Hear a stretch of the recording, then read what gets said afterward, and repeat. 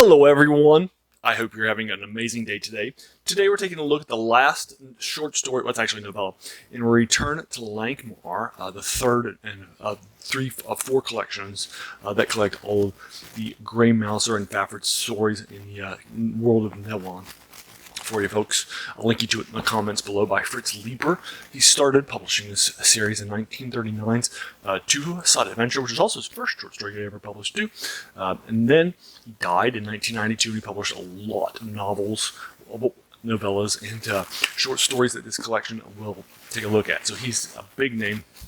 And this series in particular is a huge influence on modern fantasy, so we'll take a look at that too after we do my review of Rime Isle for you folks. It was 101 pages long. I knocked it out in 3 days with about 34 minutes a day. Each of those was about an hour and 15 minutes or so, so it was about 3 hours and 45 minutes for me to knock it out. All told for you folks. So you could do it in a day, but it would be pretty long for you folks. He's a pretty dense writer. I enjoyed reading this. I definitely liked it.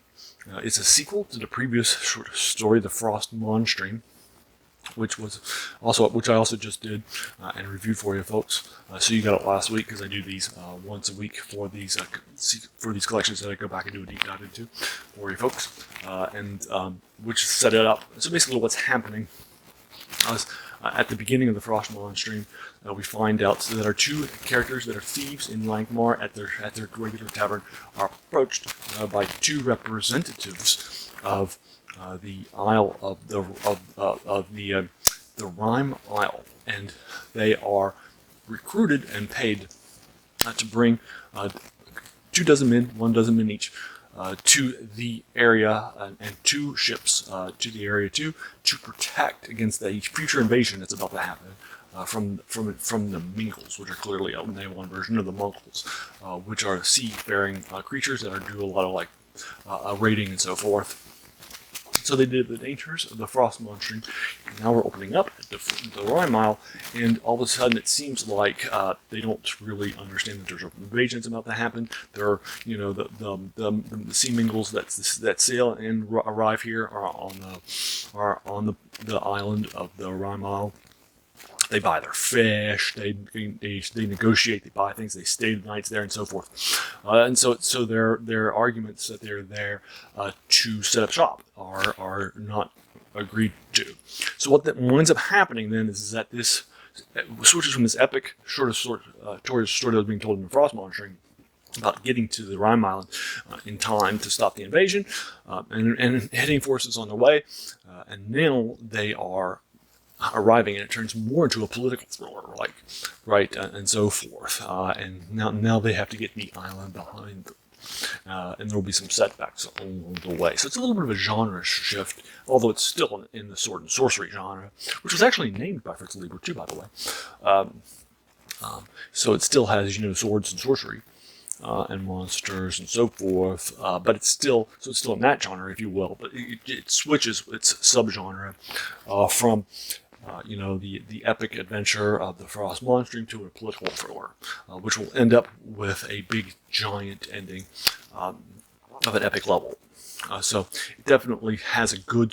It's a well-suited story, right? A couple of these novellas that I've read have just been short stories that feel like they've been stretched out with lower reviews. This one actually had an epic feel to it. It had introduced a lot of characters from the Isle. The 2 that hired them in the Frost Monstream are key characters too. There's a lot of story, a lot of world building at the Rime Island, and there's a lot of stuff that's happening. It's an epic feeling to it. It uses its length well. It was gripping. I was never bored. It's paced well, and I definitely liked the Rime Isle a lot. And so I'm going to be giving it an 8 out of 10 for you folks. Again, there's no spoilers, so all I gave you is what you found out in the first few pages from this novella that you'll find out within like 5 or 10 minutes of reading it. Again, I keep my reviews spoiler free, so I won't be doing a deep dive into what actually happens and why I like it so much, but I do. So there you are. I love the ending. I think it's epic. At the beginning of if you'll recall my review from the Frost Monstream, at the beginning they're talking about now they're hitting middle age, right, and so forth and so Fafhrd like we should start looking to settle down, pick up some land, start to have some children, get married, and so forth. And That was the beginning of this conversation that led to them talking to these two representatives that are also middle-aged women from Rime Isle that are similar aged and so forth. That's the reason why I started talking in the tavern in Lankhmar. And it's also, and it will come full circle too, which I would like to for you folks. So there you are. I'll go ahead and leave you to it. So that is the last story in the third collection of stories in this collection called Return to Lankhmar. Again, I'll link you to it below. Now, again, I talked about how he published, from 39 until he died in the early 90s, 1992, every decade, right? So somebody that's that influential, and he has tons and tons, and one of the most awarded people, writers in fantasy and science fiction. He's in the Fantasy and Science Fiction Writers Hall of Fame. He has a ton of Hugo Awards. He even has a Stoker Award in the horror genre, too, for his writings there. So, the name of my channel, The Worst Thing About New Books, is a quote by a French philosopher named Jacques Schubert, who said that the worst thing about new books was that they kept us from reading the old ones. And so somebody wrote decades ago, 4 decades, and is this influential in the genres that I cover, fantasy, science fiction, and horror. It's a key reason for me doing a deep dive into his stuff, right? He's a big player in this stuff. So that's where, the passion of this channel comes from. That's one of the reasons why we talk about it.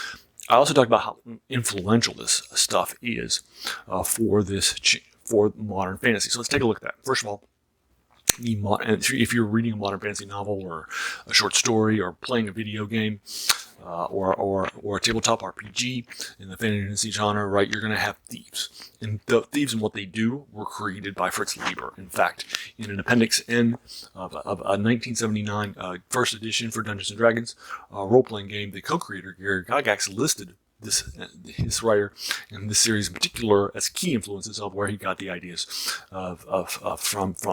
So if you're reading about thieves and thief guilds and stuff like that, the politics of these guilds in major cities and so forth, that's all coming from this, right? So this series. So those are key pre-Tolkienian influences. Remember, he started writing this in 1939.